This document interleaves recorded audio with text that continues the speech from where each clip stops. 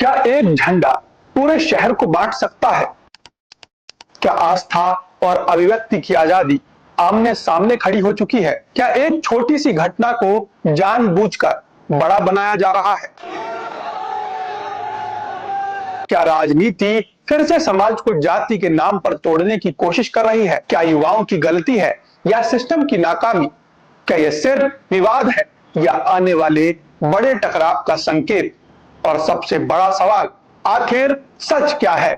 नमस्कार, मैं चंदन भारद्वाज और आपका एक बार फिर से बेहद स्वागत है हमारे चैनल आर्या न्यूज नेटवर्क पर। और आज के इस वीडियो में हम इन्हीं तमाम सवालों के जवाब तलाशने की कोशिश करेंगे, तो वीडियो को अंत तक जरूर देखें।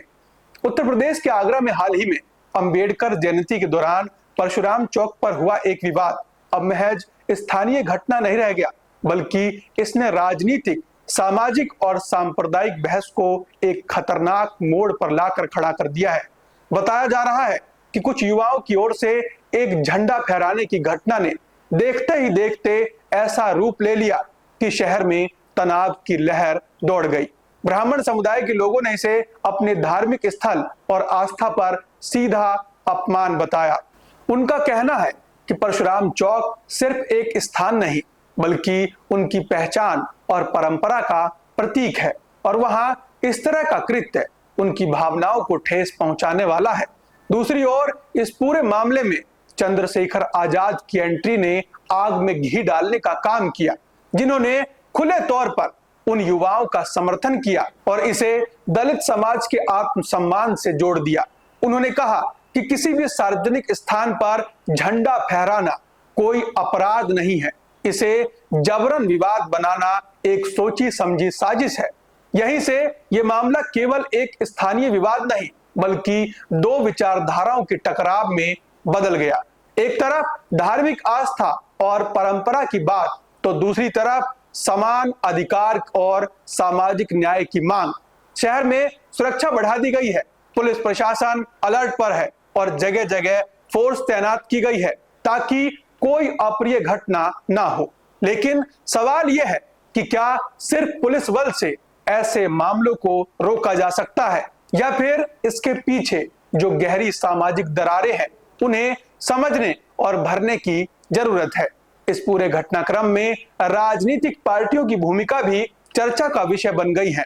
विपक्ष सरकार पर आरोप लगा रहा है कि कानून व्यवस्था पूरी तरह फेल हो चुकी है, जबकि सत्ताधारी दल इसे विपक्ष की साजिश बता रहा है कि जानबूझकर माहौल खराब किया जा रहा है।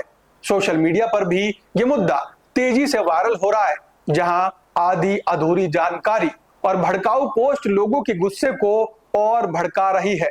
कुछ लोग इसे दलित बनाम ब्राह्मण का मुद्दा बना रहे हैं, तो कुछ इसे सीधा सीधा राजनीतिक एजेंडा बता रहे हैं। लेकिन सच्चाई शायद इन दोनों के बीच कहीं छुपी है।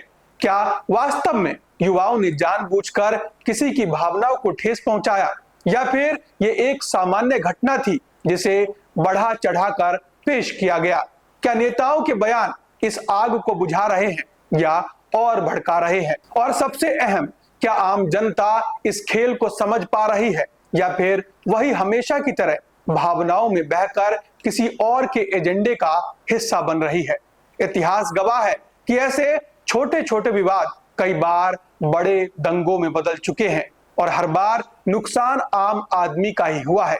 ऐसे में जिम्मेदारी सिर्फ प्रशासन या नेता की नहीं, बल्कि समाज के हर वर्ग की बनती है कि वो संयम बनाए रखे और किसी भी अफवाह पर भरोसा करने से पहले सच जानने की कोशिश करे। चंद्रशेखर आजाद का आक्रामक रुख उनके समर्थकों में जोश भर सकता है, लेकिन क्या यह माहौल को शांत करने में मदद करेगा या फिर टकराव को और बढ़ाएगा? वहीं ब्राह्मण समुदाय की नाराजगी भी नजरअंदाज नहीं की जा सकती, क्योंकि आस्था और पहचान का मुद्दा किसी भी समाज के लिए बेहद संवेदनशील होता है। इस पूरे घटनाक्रम ने एक बार फिर से यह सवाल खड़ा कर दिया है कि क्या हम एक ऐसे समाज की ओर बढ़ रहे हैं जहां हर घटना को जाति और धर्म के चश्मे से देखा जाएगा, या फिर अभी भी समय है कि हम संवाद और समझदारी के रास्ते पर लौटें? फिलहाल आगरा की सड़कों पर शांति जरूर है, लेकिन अंदर ही अंदर एक बेचैनी है, एक डर है कि कहीं यह विवाद फिर से न भड़क जाए। आने वाले दिनों में प्रशासन की कार्रवाई, नेताओं के बयान और समाज की प्रतिक्रिया ये तय करेगी कि ये मामला यहीं खत्म होगा या फिर एक बड़े विवाद का रूप ले लेगा।